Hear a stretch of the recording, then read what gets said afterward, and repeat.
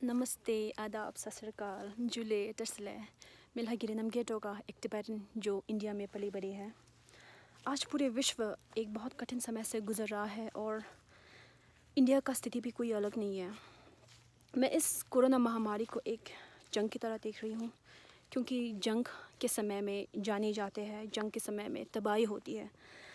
India में हमारा latest जंग का एक्सपीरियंस था कारगिल जंग के समय में। उस समय हमने 500 से ज़्यादा इंडियन आर्मी के जान जाते हुए हमने देखा था, और इस कोरोना महामारी के समय में 5000 से ज़्यादा इनोसेंट इंडियंस के जान गए हैं अब तक। और चाइना कोविड-19 पॉजिटिव के आंकड़े भी अभी ऊपर जा रहा है। और सिर्फ यही नहीं, इंडिया का व्यापार भी ठप हो गई। इतने सारे माइग्रेंट वर्कर्स अपने घर नहीं पहुंच रहे हैं। तो हमें इस स्थिति की तरफ जब हम आ रहे हैं, हमें पूछना चाहिए 2 प्रश्न कि हम पहुंचे कैसे इस स्थिति में, और दूसरी बात यह है कि हम इस स्थिति से निकले कैसे। तो जो दूसरी बात मैंने आपसे किया है कि हम क्या कर सकते हैं इस विषय में, तो वो 2 चीज़ हम कर सकते हैं, और वो ये है कि भारत सरकार को इस महामारी की तरफ से रिस्पॉन्सिबिलिटी लेके अपने सिटीजन्स को बचाना है। और जो इंडियन सिटीजन्स हैं, हम सबको एकजुट हो के, सब साथ हो के हम इस महामारी के साथ लड़के हम बाहर आ सकते हैं। और दूसरी बात ये है कि हम पहुँचे कैसे इस स्थिति में। तो इस क्वेश्चन का फिंगर हम पॉइंट कर सकते हैं चाइना की तरफ, चाइना की सरकार की तरफ। तो चाइना का सरकार ऐसा है, एक कम्युनिस्ट डिक्टेटरशिप, जिस सरकार को हम कुछ भी सवाल पूछ नहीं सकती, पूरे विश्व पूछ नहीं सकते।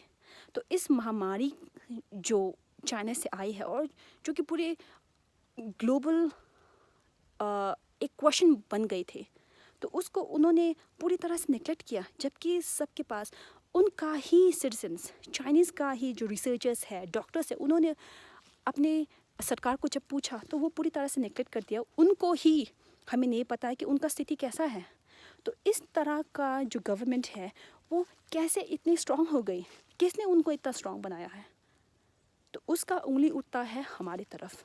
हम सब ने, पूरे विश्व ने चाइना के साथ ट्रेड करके, चाइना के साथ व्यापार करके उनको इतना स्ट्रांग बनाया है।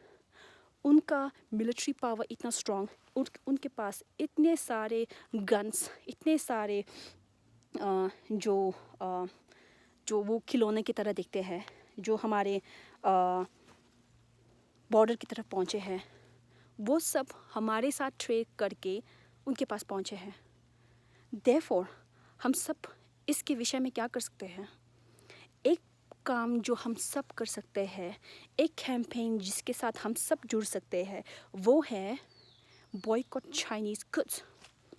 तो चीन का जो सामान है, चीन के साथ हम व्यापार करके, ठीक है, सब बोलते हैं कि हमें प्रॉफिट मिलता है, राइट, लेकिन हमें ये भी पूछना चाहिए, ये भी जानना चाहिए हमें कि चाइना इंडिया के साथ, सिर्फ इंडिया के साथ व्यापार करके उनको 5 गुना ज़्यादा, और उसका नंबर पहुंचता है 5.6 लाख करोड़ से ज़्यादा उनको प्रॉफिट मिलता है हर साल।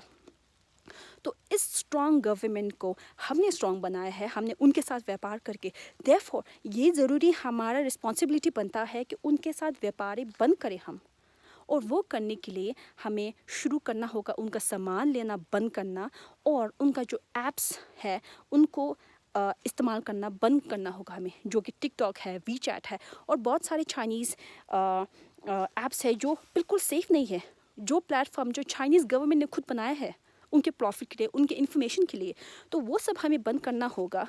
और देयरफॉर मैं आप सबसे ये गुजारिश करती हूँ कि आप सब ये इस कैंपेन के साथ जुड़ जाए, जो कि है #MakeChinaAccountable2020।